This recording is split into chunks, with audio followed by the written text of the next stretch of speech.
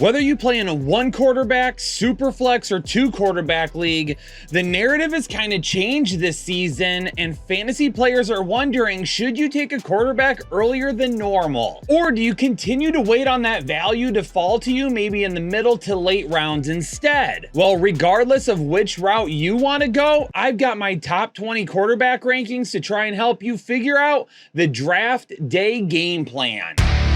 Yo, what is going on, Headliner Nation? We are back today with my top 20 quarterback rankings. And even though these rankings might be the least important that people want to pay attention to, I think it is interesting to note that people are talking more and more about taking a quarterback early this season. But regardless of what you want to do, you need to get ready so you make sure when your draft starts that you don't wait a little bit too long and then you don't end up getting the quarterback that you want or need. And don't forget, these are just my top 20 rankings. If you want more in-depth rankings, including our top 250 from both Jake and myself, or maybe, I don't know, almost 300 exclusive videos you won't see here on YouTube, you gotta get our draft guide. And there's a link in the description down below. All you gotta do is head to our website and order it for $21.99. You're gonna get an email right away, and you'll be able to access it through our website just like that. So whether you got a few weeks before your draft kicks off, or you're going to be doing it sooner rather than later,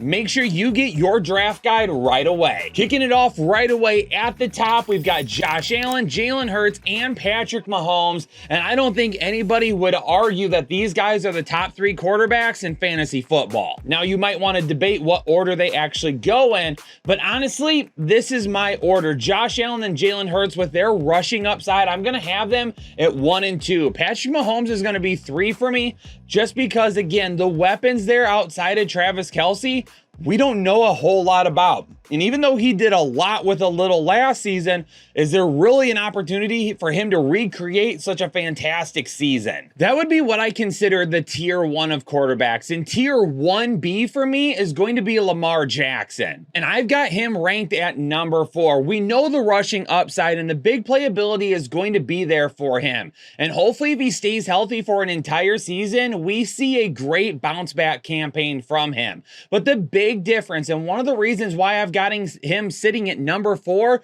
and just outside that top tier of quarterbacks, is the new offense he's going to be playing in this season. Because there's a really good chance this new Ravens offense is going to throw the ball a lot more than what we have seen in years past. So even though the rushing upside will still be there for him, the potential passing upside added with it now is enough for me to be like, man, I am definitely buying into Lamar Jackson once again. All right, this next group of quarterbacks is like my second tier: Joe Burrow, Justin Herbert, and Trevor Lawrence. All 3 of these guys could be in for huge volume passing seasons. Justin Herbert definitely bounce back potential from a little bit down sophomore season that maybe people weren't really expecting last season. Trevor Lawrence, we saw him progress and get better and better and better as 2022 went on. In 2023, with the addition of Calvin Ridley, I think Trevor Lawrence is a legitimate MVP candidate. And for Joe Burrow, I'm going to leave him right at number 5 for right now, because if he's fully healthy by week 1, this is where he will be. Now, again, he's kind of dealing with the calf strain right now. How long is it going to take for him to get back? If we get closer to week 1 and it looks like he's going to miss time, then obviously this ranking would change. But as of right now, because we've still got a few weeks before the season starts, I'm okay just holding steady. All right, Justin Fields at number 8 is kind of like my tier 2A, because I really like Justin Fields. And for anybody that thinks that I'm slandering the guy or leaving him down here because I disrespect him, I encourage you to look at like even last year's videos, because I have always been a Justin Fields truther, and I do fully believe he is going to get better as a passer. But I also need to kind of just pump the brakes a little bit and realize he still has work to do. And for me, his rushing ability makes him a safe quarterback. It's going to be the passing that really gives him the higher upside that would push him up towards like a Lamar Jackson in fantasy. And he's got the weapons around him, and he's got the tools right now to get better. So if we see some progress, even if it's just a little progress, that's good for what could be coming in the following years. I just want to see progress this year. So for right now, I feel like his current ranking It's not bad. It bakes in a little bit of that, hey, I know this guy is going to do good, but I also want to see some of it first. Tua at number 9 is all about the concussions. If the guy is on the field for a full 17 games this season, he absolutely will go much higher than his current ranking. In fact, Tua for me is a potential top 5 quarterback, given the weapons that he has around him and what we saw from this offense last season. But I also understand that the guy is potentially one hit away from being done for his NFL career. Hopefully he can stay safe and healthy this season. I really want to see what he can do in a full 17 games with the wide receiver weapons that they've given him in Miami. I know a lot of people are making a fuss about the Dallas Cowboys, let's say kind of a recommitment to the run game. But outside of Tony Pollard, you really don't have guys that are going to be able to just come in and pound the football. Maybe if they still had Zeke there, that would make sense. But this isn't going to be a team that all of a sudden we see become like the Atlanta Falcons. The Cowboys still have an abundance of passing weapons, so to not utilize them would make no sense in this offense. You've added Brandon Cooks, you obviously still have CeeDee Lamb, and who knows, Michael Gallup after a fully healthy offseason, maybe he gets back to some of the talent that we saw when he was drafted. So yeah, maybe they do make a little bit more of a commitment to being balanced, but it doesn't mean that Dak Prescott isn't going to throw the ball enough to be inside the top 10. Aaron Rodgers, I've gone back and forth on a lot this season, and I mean, I really think that he could end up going like 4 spots higher than this current ranking. But I also believe he could potentially go 4 spots lower as well. Listen, Aaron Rodgers is not getting any younger. Tom Brady is really the only quarterback to sustain success into his 40s. So does time catch up to Rodgers this season? Also, how long does it take to get on the same page as your weapons? Garrett Wilson is a fantastic wide receiver, and they have other good players there as well. But how long does it take for him to really start to feel the offense and say, hey, we're clicking, we're going, getting used to his play calling, getting used to his OC and his head coach? That might take a little bit of time. And also, that defense in New York is really, really good. There might be some games where they just don't need to rely on Aaron Rodgers going crazy. They might just rely on the run game, especially if they add a guy like Dalvin Cook to Breece Hall. They could just run the ball 30, 35 times a game and they're still going to beat a lot of teams. So because of that, I do have them a little bit lower in the rankings, just because I feel like some of that upside could be missing at times this season. Jared Goff was surprisingly one of the best quarterbacks in all of football last season, and at times he didn't have a whole lot of upside, but he was super safe because he just didn't turn the ball over.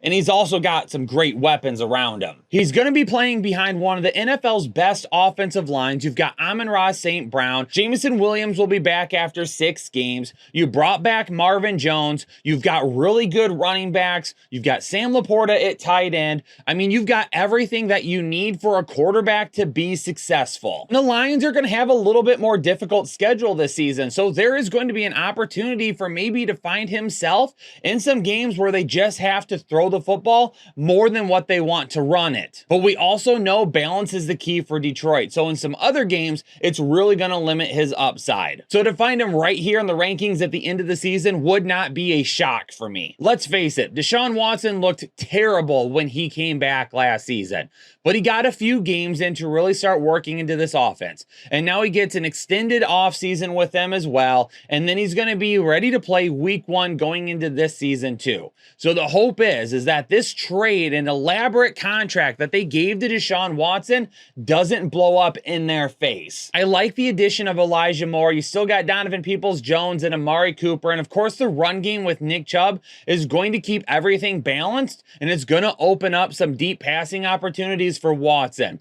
Let's just see if he actually connects on those. Having Anthony Richardson this high up and being the top rookie in my rankings may surprise some of you, and for others of you that have been watching since January when I first started talking about Anthony Richardson, this isn't a shock at all. Now, there still is an outside chance that Gardner Minshew begins the season as the starting quarterback, but I'm sorry, I don't see Anthony Richardson sitting for very long. And I know people are concerned about the accuracy, but the concerns over his accuracy are the same concerns that people had about Josh Allen, Cam Newton, Jalen Hurts, Lamar Lamar Jackson, and all of them grew to be just fine quarterbacks at the NFL level. And I think you're going to see the same thing with Anthony Richardson. But the reason we find him right here is because he's going to be utilized in the run game quite a bit, especially considering the fact that we don't know what's going on with Jonathan Taylor right now. So really, Anthony Richardson finishing here at 15, I think is probably his floor. Maybe he goes to like 17 or 18 if he plays at least half the season, but if he plays a full season and he's a better passer than anyone expects, he could also go higher. Daniel Jones had a breakout campaign last season, but I really don't know if this guy is going to be able to sustain success. He's just had way too many question marks about him since coming into the league. And quite honestly, this guy went from being somebody that was almost out the door in New York to someone who got a huge contract to stay there. It's a lot to live up to. He doesn't have the best weapons in the world around him. And I don't know if this is a guy that really is going to repeat what he did last season. If you're thinking about drafting Daniel Jones because you like what he did on the ground and the growth he showed in the passing game, just be very wary of whether or not you're going to start him as your QB1 or he's a guy that you're relying on more as a QB2 or a bench option. I'm going to be honest, even I feel like I'm being disrespectful keeping Kirk Cousins this low because every season it seems like he's ranked lower and always outperforms it. And now he's got an additional weapon in Jordan Addison, and he's coming off really a great season. So why would I have him this low? Honestly, for me, it's just about the potential upside of some of the guys in front of them. And Kirk Cousins can be streaky at times as well. He's going to give you some really, really good games. And there's going to be other games where you're just going to shake your head and go, why do I have this guy on my team? Does he outperform this current ranking? Yeah, I wouldn't be shocked if he finishes a top 12 quarterback. But I don't know. At this point, I'm just willing to maybe risk the potential upside of some guys that I have listed in front of him. Geno Smith, the comeback story of the season last year. Listen, I applaud the guy for sticking with it, working hard, and finally getting his shot. And he was rewarded with an extension and the ability to stay the starting quarterback, even though the Seattle Seahawks had Denver's first-round pick and could have taken a quarterback there. So they clearly trust Geno Smith. I just don't know if we see some of that upside that we saw last season. He may have just surprised some teams and they just weren't able to adapt to his play style. And now that they have a full season of games to kind of go back to that's updated, there might be some teams that catch up to him. And for that, I think he could be safe at times and maybe just that ceiling is missing at others. The guy that he replaced is right behind him and Russell Wilson. And really for Russell Wilson, I've got him this low, even though he has a ton of weapons, because he's going into another new offense, and I don't know if the guy is just done for. Now, if I had to put money on it, no, I think Russell Wilson bounces back, but I also believe that this is going to be a team that's going to want to stay a little bit more balanced. Russell Wilson, if they do end up needing to pass it a lot, then maybe he does go a little bit higher. But if they stay more balanced, I feel like Russell Wilson maybe has a safer floor than what we've seen in years past, but he doesn't have nearly the upside we've seen either. And I also don't believe Russell Wilson will run it as much as he used to. Derek Carr is going to have some huge games in New Orleans this season, and he's also going to have some games where he absolutely disappears. But the reason Derek Carr is right here, because I know the upside is available to him, but I also don't know how healthy the Saints are going to be. We're going to be missing Alvin Kamara to start the season, but that's good that that is rectified itself. And now we know for Derek Carr's sake how long he'll have Alvin Kamara this season. But Michael Thomas has got to stay healthy, and so do all the guys around him. If that happens, then the sky's the limit, and he could go a lot higher. And for the 20 spot, I'm going to toss Matthew Stafford in here because number one, he doesn't have a great offensive line. Number two, he doesn't have kind of the weapons that he's been used to in the past outside Cooper Kupp. And then number three, the guy, honestly, I think is towards the end of his career. The injuries continue to pile up, and he is not the healthy type of quarterback that we would want to see at his age. Back problems could spur up at any moment, neck problems, whatever it may be, and it could cost him a few games this season. Headliner Nation, hopefully you enjoyed these quarterback rankings. I know there's going to be a few guys that are missing that you're like, man, I really wish Kyle would have put him in there because I believe he can be top 20. And if I'm missing one of those guys, let me know in the comments below and let me know why. Also hit that like button for me, and if you're new here to the Fantasy Headliners, subscribe to the channel and stick around for all the season content that we've got coming up. because it's going to be a banger this year, people. Peace out, stay safe and healthy, and I'll catch you all in the next episode of the Fantasy Headliners.